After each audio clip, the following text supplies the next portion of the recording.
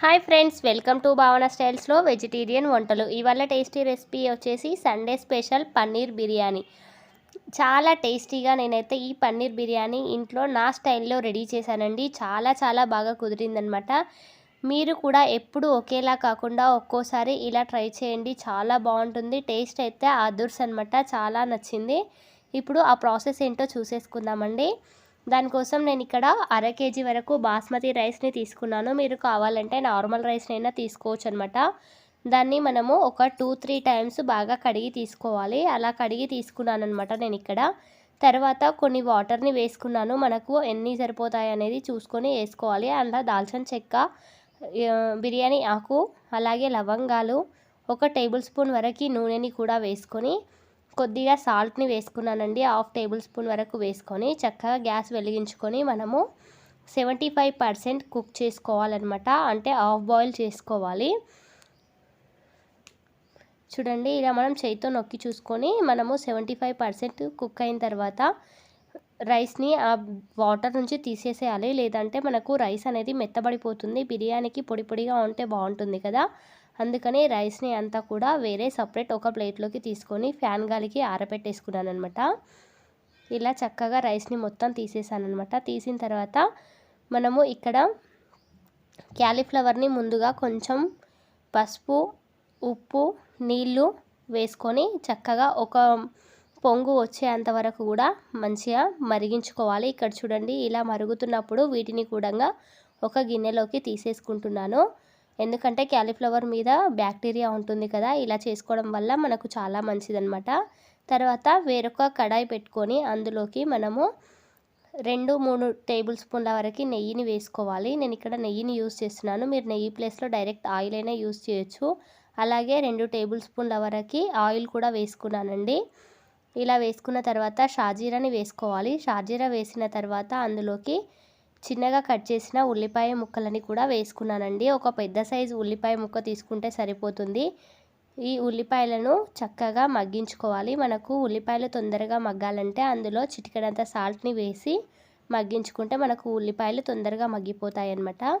అవి చక్కగా మగ్గిన తర్వాత అందులోకి 5-6 పచ్చిమిర్చిని పొడువుగా కట్ చేసుకొని వేసుకోవాలి. వాటిని కూడా చక్కగా మగ్గించుకోవాలన్నమాట.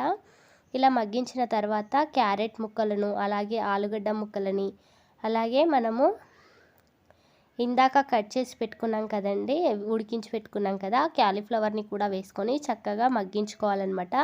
అవి మగ్గిన తర్వాత అందులోకి టమాటో ముక్కలని వేయాలి. టమాటో ముందుగా వేయకూడదు, అవి ఉడకవన్నమాట.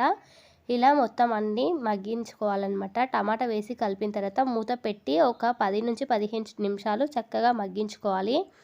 టమాటా మొత్తం సాఫ్ట్ అయ్యేంత వరకు మధ్య మధ్యలో కలుపుకుంటూ మగ్గించుకోవాలన్నమాట.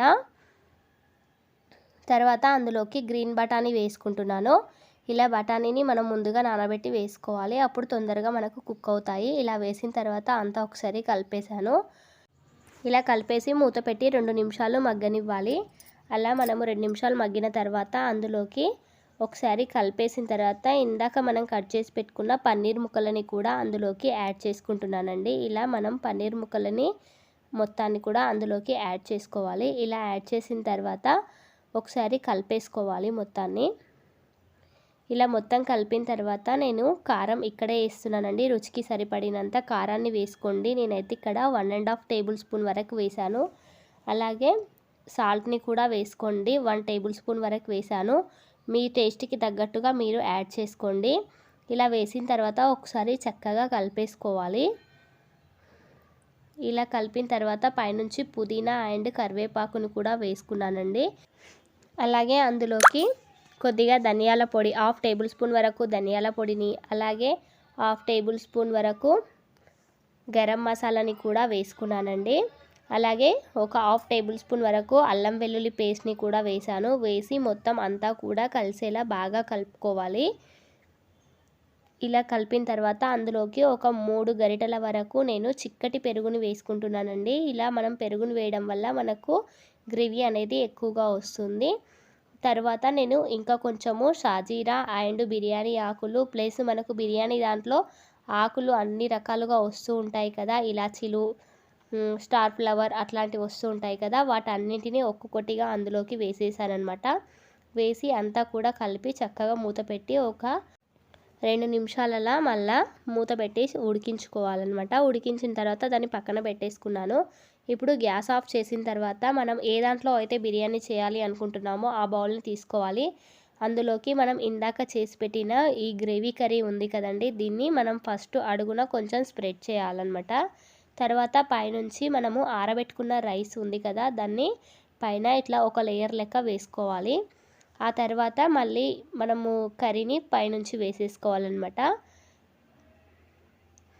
ఇలా వేసిన తర్వాత మళ్ళీ అందులోకి రైస్ని వేసేసుకోవాలి. ఇలాగే లేయర్స్గా వేస్తున్నాను. నేను ఇక్కడ ఫ్రైడ్ ఆనియన్స్ని వేయలేదండి, మా పిల్లలు తినరు కాబట్టి వేయలేదు. మీరు కావాలంటే కాస్త ఫ్రైడ్ ఆనియన్స్ కూడా వేసుకోండి, టేస్ట్ అయితే చాలా బాగుంటుందండి. మా పిల్లల కోసం నేను ఇక్కడ ఫ్రైడ్ ఆనియన్స్ అయితే స్కిప్ చేసేసాను, మీరైతే వేసుకోండి, చాలా బాగుంటుంది. ఇలా లేయర్లుగా మొత్తం అంతా కూడా వేసేసుకోవాలి. ఇది గ్యాస్ ఆఫ్లో పెట్టి చేసుకోండి, గ్యాస్ ఆన్ చేసి వేసుకుంటే మనకు అడుగు మాడిపోతుంది కదా. ఇలా వేసుకున్న తర్వాత మొత్తం అంతా కూడా కర్రీ మొత్తం అయిపోయేంత వరకు అలాగే వేసుకుంటూ మనం రైస్ని స్ప్రెడ్ చేసుకున్న తర్వాత పైనుంచి నేను ఇక్కడ పుదీనా జల్లుకున్నాను. మీరు పుదీనా ప్లేస్లో కొత్తిమీరని వేసుకున్నా పర్వాలేదు. అలాగే ఒక చిన్న గ్లాస్ వరకు వాటర్ని తీసుకొని చక్కగా చేతితో స్ప్రెడ్ చేస్తూ మీద జీలకరించుకొని మనకు మూతని పెట్టేసుకోవాలండి. గాలి బయటకి పోకుండా ఉండేటట్టుగా చూసుకొని మూతని పెట్టేసుకోవాలి. గట్టిగా ఉండే మూతని పెట్టుకొని మనము గ్యాస్ని లో ఫ్లేమ్లో పెట్టుకొని ఆవిరంతా పోయేంత వరకు ఇలా కుక్ చేసుకోవాలి. చూడండి, మనకు బిర్యానీ అయితే రెడీ అయిపోయిందనమాట. ఇప్పుడు మనం ప్లేట్లోకి పెట్టుకొని చూద్దాం బిర్యానీ ఎలా ఉంది అనేది. చూడండి, చాలా కలర్ఫుల్గా బిర్యానీ అయితే రెడీ అయిపోయింది. ఈ వీడియో కనుక మీకు నచ్చినట్టుంటే లైక్ చేయండి, షేర్ చేయండి, కామెంట్ చేయండి. మరిన్ని వీడియోస్ కోసం మన ఛానల్ని సబ్స్క్రైబ్ చేసుకోండి. ఓకే అండి, మళ్ళీ వీడియోలో కలుద్దాం. అంతవరకు సెలవు, బాయ్ బాయ్.